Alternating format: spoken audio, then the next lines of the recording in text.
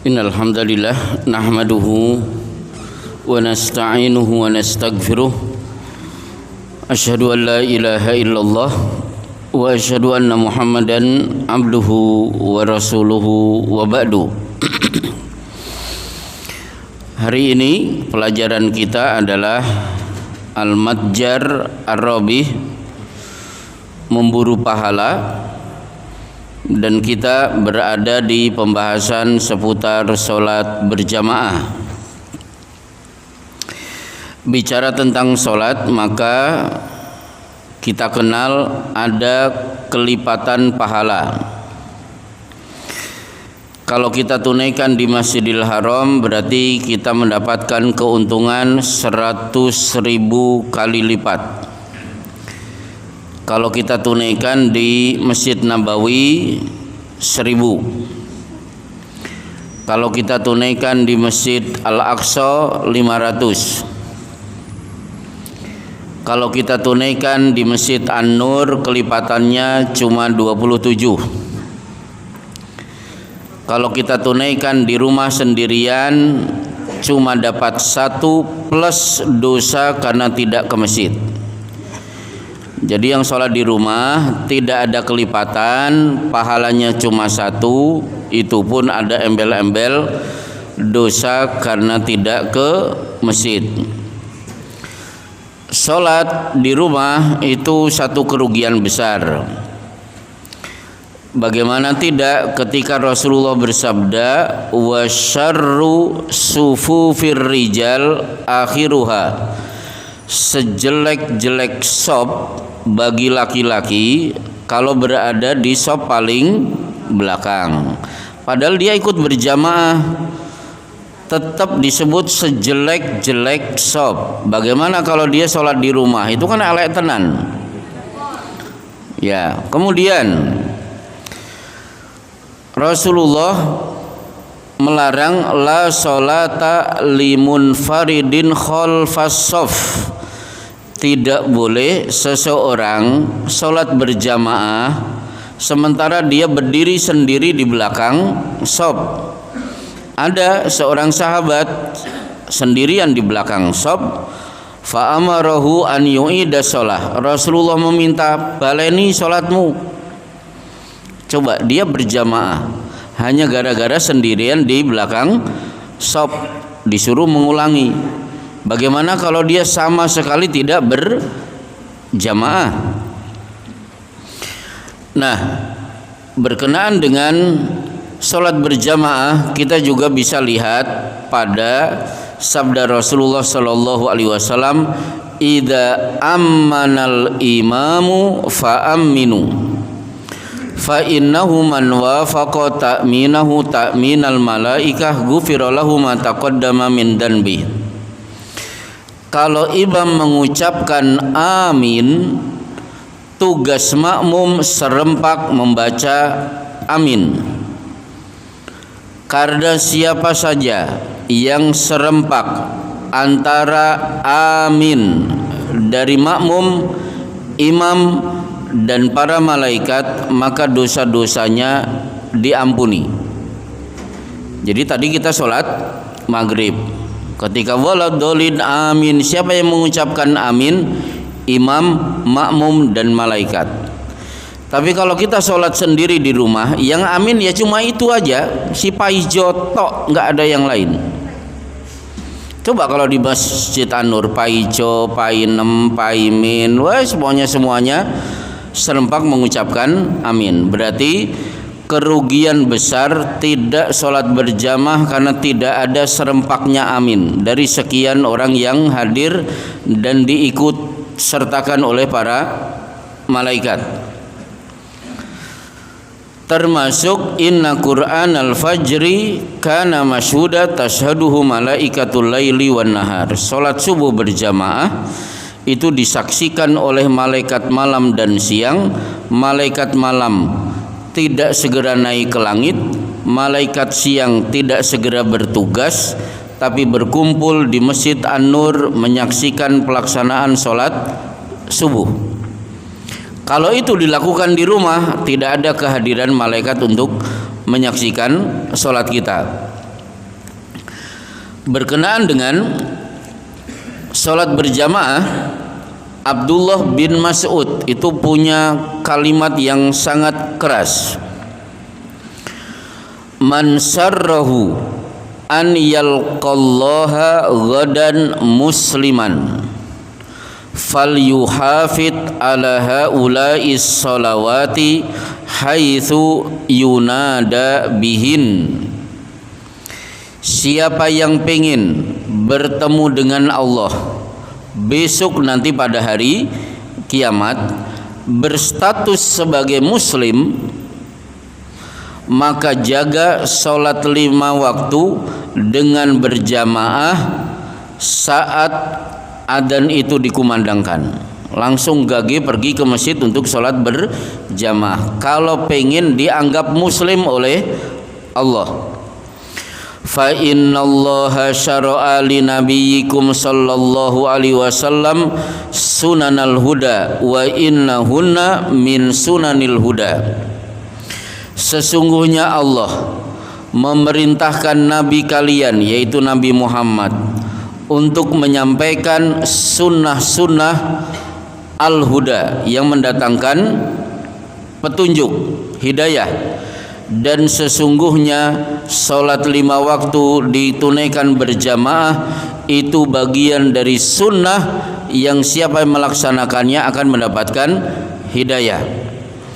Walau annakum shallaitum fi buyutikum kama yusalli hadal mutakhallaf fi baitihi lataraktum sunnata nabiyyikum.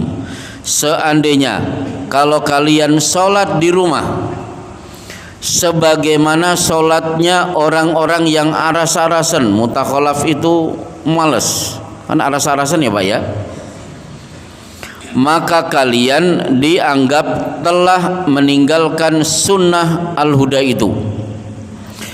Walau taraktum sunnata nabiyyikum ladolaltum. Kalau kalian tinggalkan sunnah ini, yaitu sholat berjamaah, dijamin pasti kalian akan tersesat.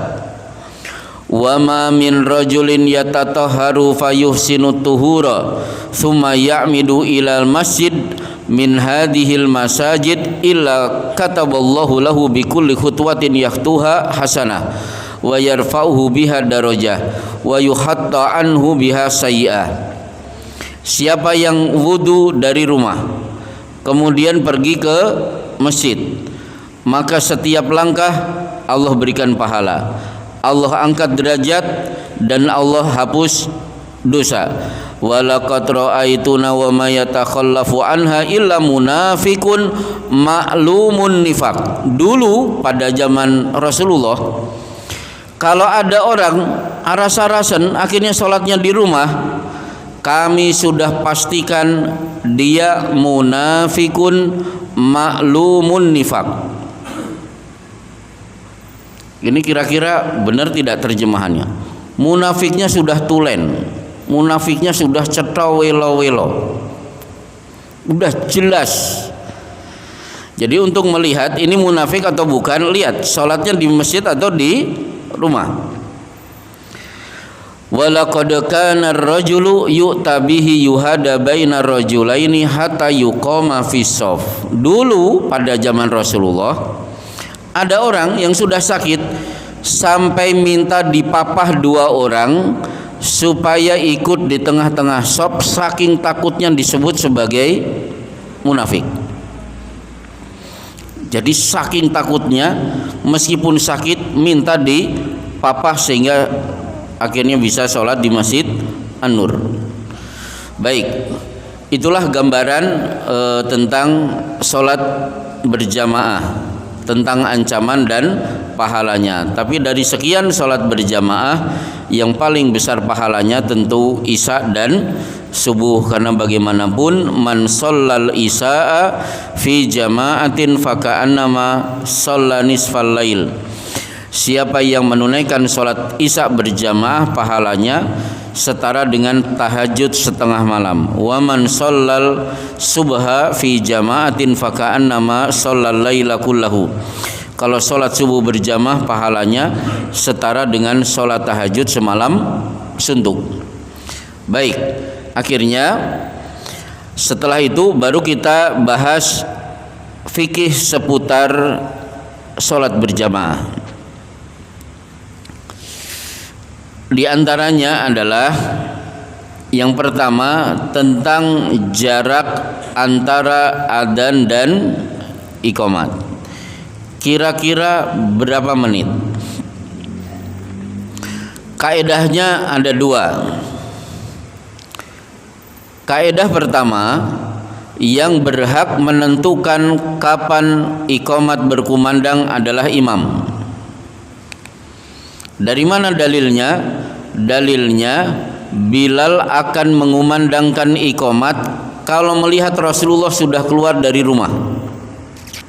Jadi begitu pintu dibuka, Rasulullah keluar, otomatis Bilal mengumandangkan iqamat.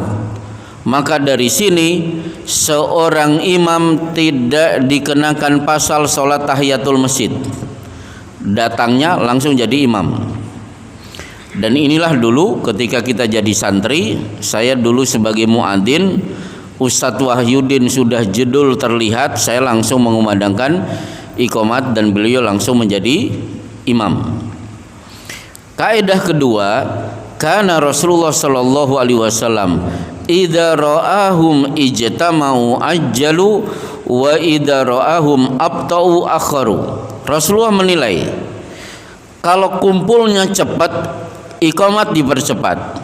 Kalau kumpulnya agak lambat, iqamatnya diundur. Contoh begini.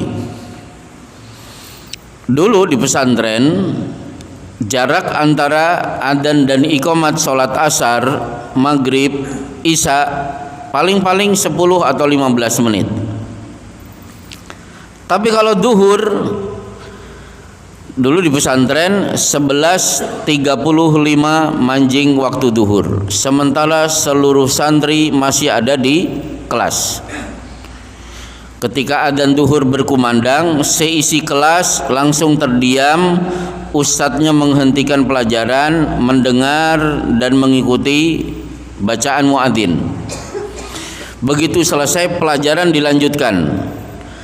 Jam 12 bel berbunyi, santri ke luar menuju masjid, wudu, sholat qobliyah. Akhirnya iqamatnya jam berapa? Jam 12:15. Jadi adzan jam 11.35, iqamatnya 12:15. Itu kan berarti lebih dari setengah jam. Nah, jadi kaedah iqamat itu tidak ada kaedah baku. Pokoknya kalau lihat situasi, jamaah cepat datangnya, iqamat dipercepat. Kalau agak lambat, iqamat bisa diundur. Dulu saat saya haji pertama kali, ba'da asar, selesai adzan asar, saya manfaatkan untuk baca Quran. Selesai 1 juz belum ada iqamat. Akhirnya saya tanya sana kemari, dari informasi orang Arab, ternyata karena jamaah haji hotelnya jauh-jauh, kalau antara adzan dan iqamat di musim haji dipercepat, kasihan jamaah haji, sehingga iqamatnya agak lebih panjang. Baik, ini yang pertama. Kemudian yang kedua, meskipun Bapak sudah tahu, antara sholat sunnah dengan iqamat. Kalau memang masuk waktu iqamat yang sudah disepakati, tidak peduli dengan jamaah yang sedang sholat sunnah, biarkan. Meskipun baru takbiratul ihram, kan sering masih ada 1 orang, biarkan. Begitu dia mendengar iqamat, ya udah, kaidah mengatakan idza uqimatis shalah fala sholata illal maktubah. Bila iqamat sudah dikumandangkan, tidak berlaku sholat sunnah, yang ada adalah sholat wajib. Berarti yang sedang tahiyatul masjid wajib dibatalkan sholatnya, karena di sini bertuburkan antara ibadah wajib dan sunnah, maka sunnah yang harus mengalah. Kemudian berkenaan dengan sikap makmum, Maka Rasulullah sallallahu alaihi wasallam mengingatkan, indama ju'ilal imamu liyu'tamma bihi. Imam diangkat itu untuk diikuti. Fa idza kabbara fakabbiru wa la tukabbiru hatta yukabbira. Kalau imam bertakbir, ikuti takbirnya, tapi ingat jangan bertakbir kecuali imam selesai bertakbir. Jadi Allahu Akbar, begitu mendengar bar baru kita mengangkat tangan. Wa idza raka'a farka'u wa la tarka'u hatta yarka. Kalau imam ruku, ikuti rukunya. Jangan bergerak untuk ruku kecuali setelah yakin imam sempurna rukunya. Nah, titik krusial yang sering terjadi, dan ini masih ada di Masjid An-Nur, imam baru sami Allah sudah ikut bergerak. Kapan boleh bergerak? Begitu sami Allahu liman hamidah, kata dah terdengar, baru makmum bergerak. Termasuk begitu Allahu Akbar mau sujud, wala tasjudu hatta yasjud, tidak boleh makmum bergerak sujud sampai yakin posisi imam sudah sujud sempurna. Bagaimana kalau gerakannya sama? Dijamin sholatnya batal. Berarti harus diulangi dari awal. Jadi tidak ada ceritanya makmum mendahului, jangankan mendahului, menyamai imam juga sudah tidak diperbolehkan. Kemudian karena innama ju'ilal imamu liyutamma bihi, imam itu diangkat untuk diikuti meskipun salah. Contoh terjadi di Bekasi, imamnya lupa, rakaat keempat harusnya duduk at-tahiyat, berdiri di rakaat ke-5. Ada jamaah tidak mau berdiri, salah diikuti. Akhirnya dia duduk tahiyat sendiri, sholatnya batal. Mau benar atau salah, ikuti. Loh, kalau salah gimana? Tenang, Rasulullah sudah memberikan jaminan, wa in akhtau falakum wa alaihim. Imam salah, kalian tetap ikuti, pahala milik makmum, dosa ditanggung imam. Enggak apa-apa. Sama dengan kasus sujud tilawah. Wa idza quri'al qur'anu la yasjudun. Imam kan Allahu Akbar untuk sujud. Oh, banyak jamaah yang tidak mau sujud. Mungkin karena tidak tahu. Ini kan ruku, kenapa harus sujud? Karena dia tidak tahu, akhirnya tidak ikut imam. Berarti sholatnya batal. Termasuk yang membatalkan sholat adalah makmum ketinggalan 2 rukun. Itu sudah batal. Contoh, makmum ruku bersama imam, begitu sami Allahu liman hamidah rabbana walakal hamdu, ternyata makmum masih asik tetap ruku. Ketika imam sami Allahu liman hamidah rabbana walakal hamdu, imam meluncur ke bawah untuk sujud. Ketika imam sedang sujud, si makmum baru sami Allahu liman hamidah. Nah, itu batal. Jadi jangan asik dengan sholat versi dia. Pokoknya begitu Allahu Akbar, jelas Allahu Akbar, segera bergerak. Nah, kemudian berkenaan dengan sholat berjamaah, ada pembahasan mana yang lebih baik, rumah dekat masjid atau jauh dari masjid. Tentu rumah jauh dari masjid lebih baik, karena Banu Salimah mengatakan khallatil baqa haulal masjid, tanah-tanah sekitar masjid masih banyak kosong. Akhirnya mereka berniat menjual rumah mereka untuk membeli tanah-tanah dekat Masjid Nabawi. Didengar oleh Rasulullah, Banu Salimah dipanggil dan Rasulullah bersabda, ya Bani Salimata diyarukum tuktabu lakum atharukum. Wahai Banu Salimah, rumahmu jauh, langkahmu banyak, berarti kalian paling banyak pahalanya. Akhirnya mendengar ini mereka tidak jadi menjual rumah mereka untuk membeli rumah dekat Masjid Nabawi. Kemudian pergi ke masjid berkendaraan atau jalan kaki.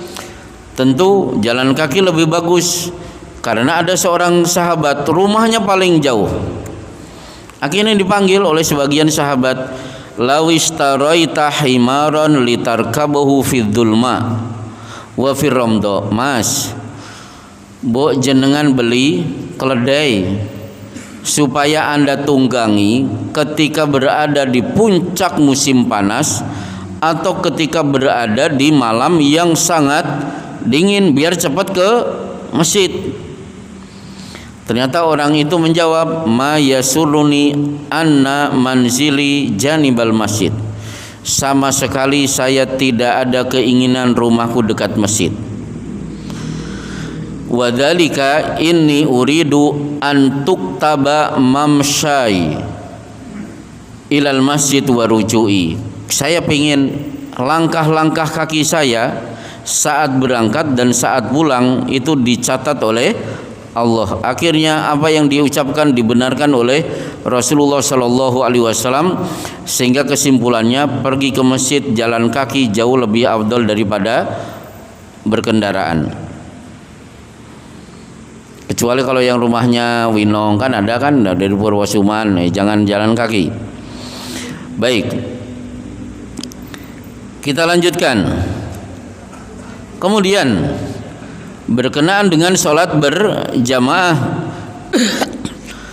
apakah boleh makmum memisahkan diri dari imam? Jawabannya dalam kondisi tertentu boleh.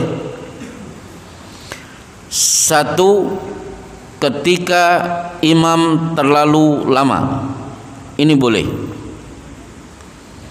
Kasusnya Mu'ad bin Jabal, rakaat pertama dia selesaikan Al-Baqarah, ya makmum akhirnya ngalamun. Kalau rakaat pertama Al-Baqarah, rakaat kedua pasti tetangganya. Akhirnya memutuskan di rakaat kedua mereka pada pulang. Itu sholat Isya. Begitu assalamualaikum, assalamualaikum, di belakang tidak ada satupun jamaah. Sebagai imam dia tersinggung berat. Satu persatu rumah-rumah makmum diketuk, anta munafik, anta munafik, anta munafik. Yang divonis munafik lapor ke Rasulullah. Mu'ad pun dipanggil. Ya Mu'ad, aturidu antakuna fatanan. Mu'ad, hobi bikin susah jamaah. Idza aba ahadukum falyukhaffif. Kalau engkau menjadi imam, ringankan bacaan. Karena makmum itu majemuk, fa inna fihi musagir.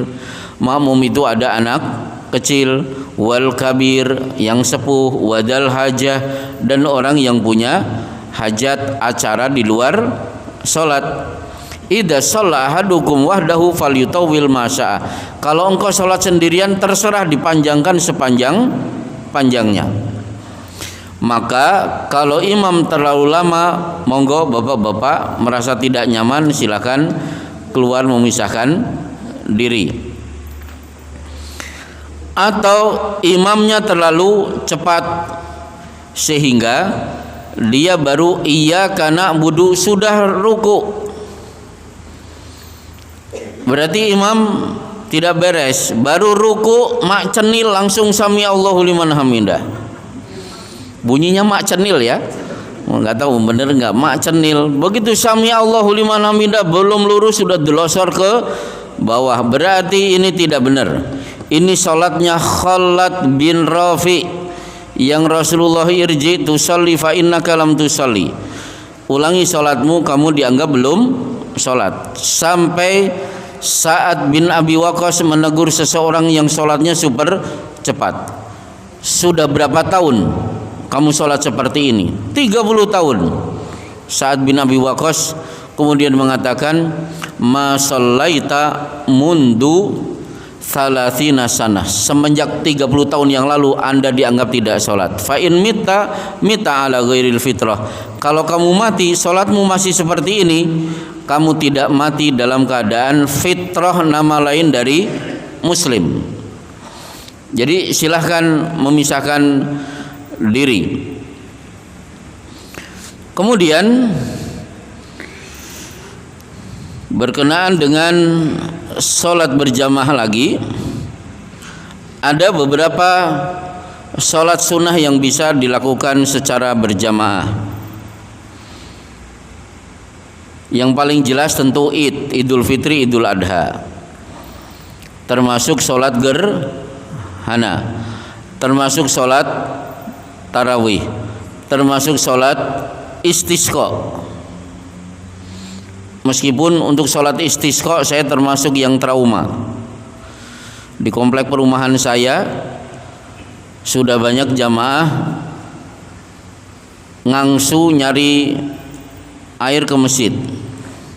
Akhirnya masyarakat Ustaz tolong diadakan sholat istisqa. Ayo kita laksanakan sholat istisqa. Mungkin bagi bapak-bapak yang belum berpengalaman, jadi sholat istisqa dilakukan di lapangan. 2, mutabaddilan, kenakan pakaian yang paling sederhana, jangan seperti Idul Fitri. Jadi yang amoh-amoh lebih bagus. Yang ketiga, yang punya binatang peliharaan dianjurkan untuk dibawa.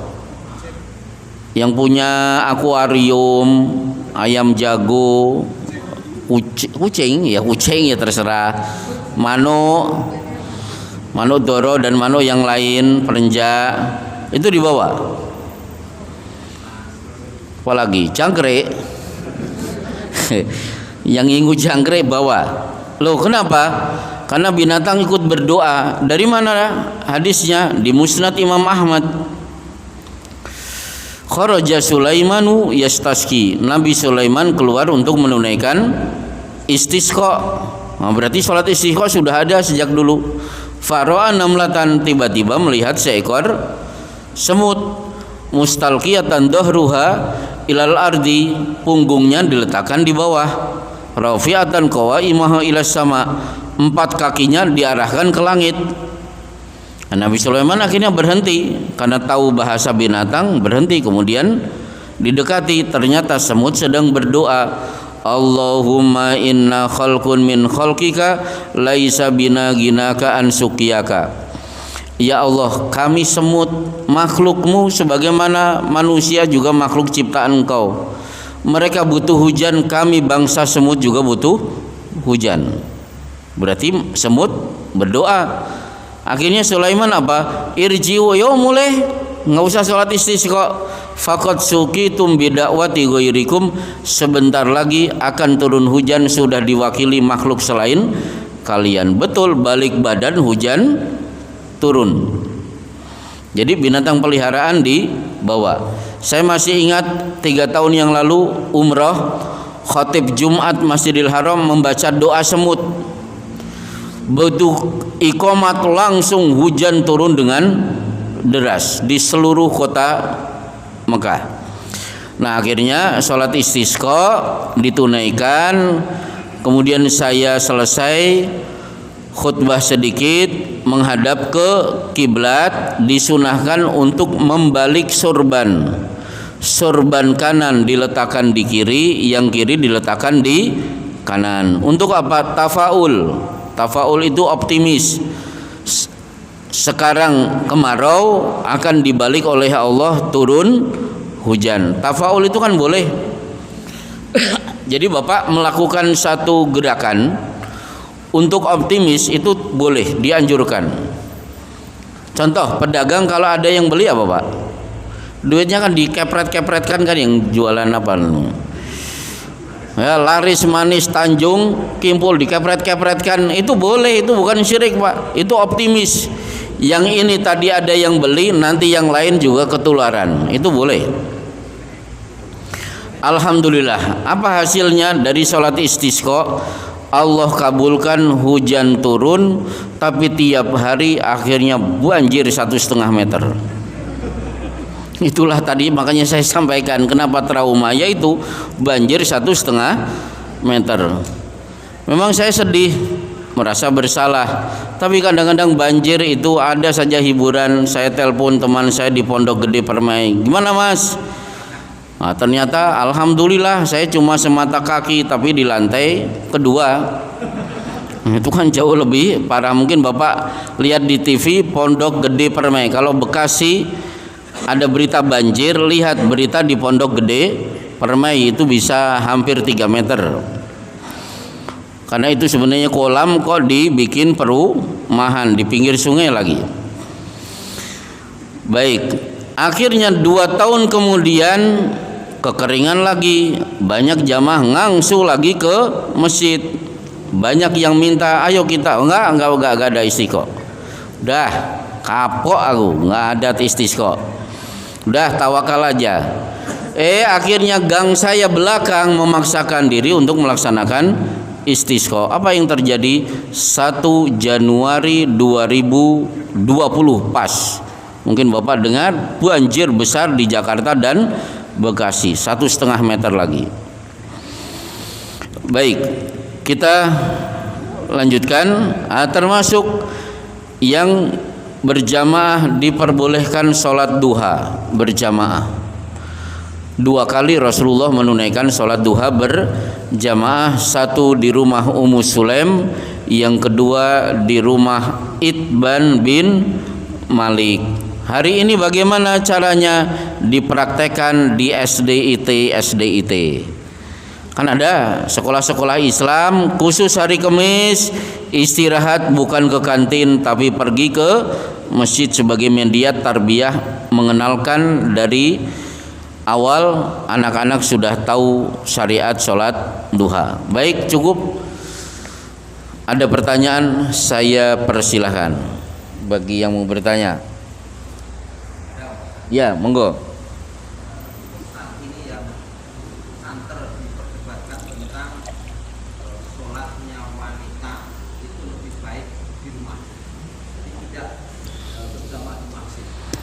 Kadang-kadang kami juga baca itu banyak dari berbaginya, kami bahkan juga menjelaskan karena sebaik-baik wanita itu adalah di kamarnya, di rumah, tidak di masjid. Bahkan banyak sekali yang berpegang pada itu. Terima kasih Pak Ustaz. Ya, baik. Yang pertama, meskipun hadis itu ada dikenal oleh kaum wanita, tetap wanita pada masa Rasulullah hadir ke masjid. Mana dalilnya? Dalilnya at-tasbihu lirrijal wa tasfiku linnisa. Imam kalau salah, bapak-bapak negur membaca subhanallah, ibu-ibu negur dengan bertepuk. Berarti ada tidak wanita di masjid? Kan ada. Yang kedua, kunna shallaina al-ghadat bigolas.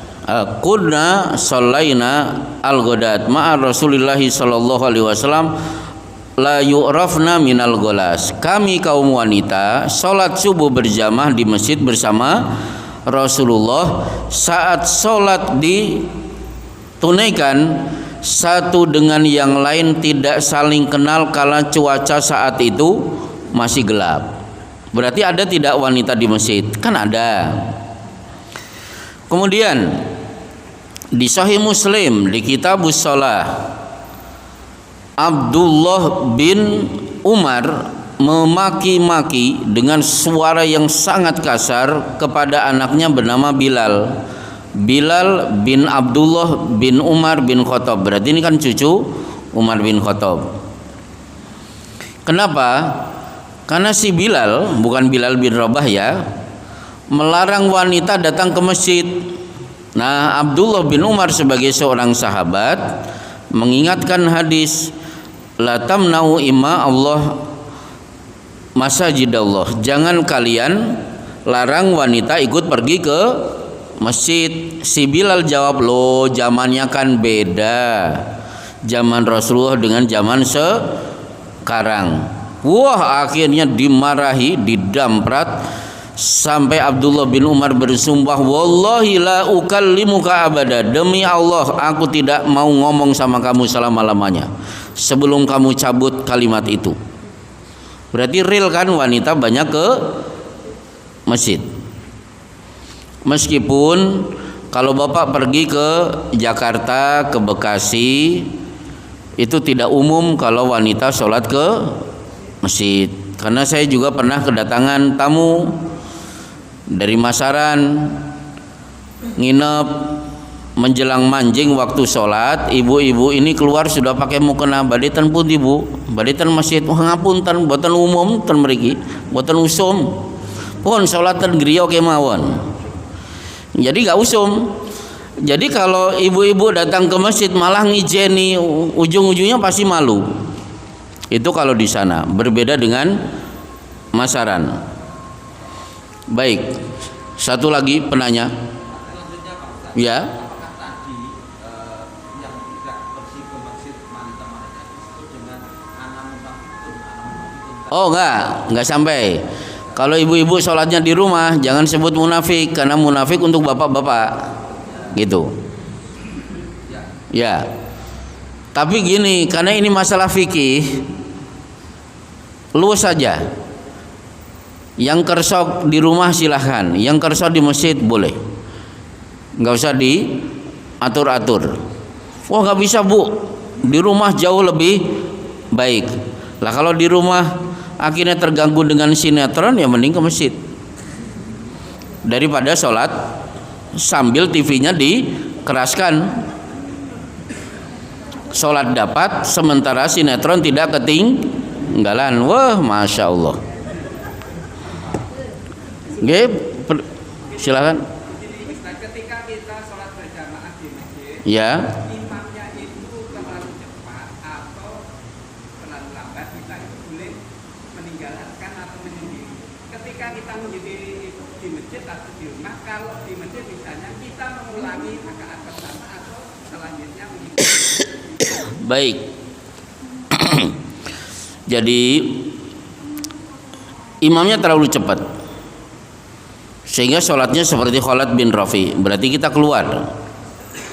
Imamnya terlalu lama sementara saya punya acara, akhirnya saya juga keluar.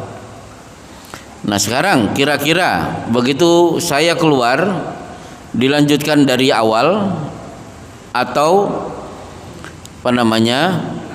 diulang. Nah sementara rumahnya Purwosuman, kira-kira gimana?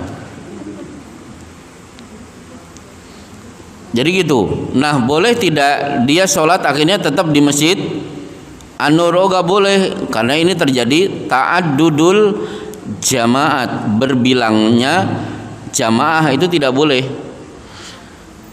Di masjid An-Nur sedang ada sholat, tiba-tiba di belakang ada yang mendirikan sholat, maka yang kedua itu tidak sah, karena ini sholat berjamaah resmi milik masjid dan tidak boleh disaingi.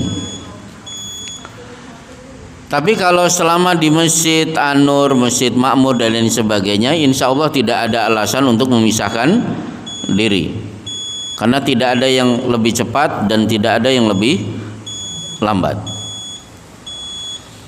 Baik, insya Allah ini saja Al-Matjar Ar-Robih, masih kita lanjutkan di pekan yang akan datang.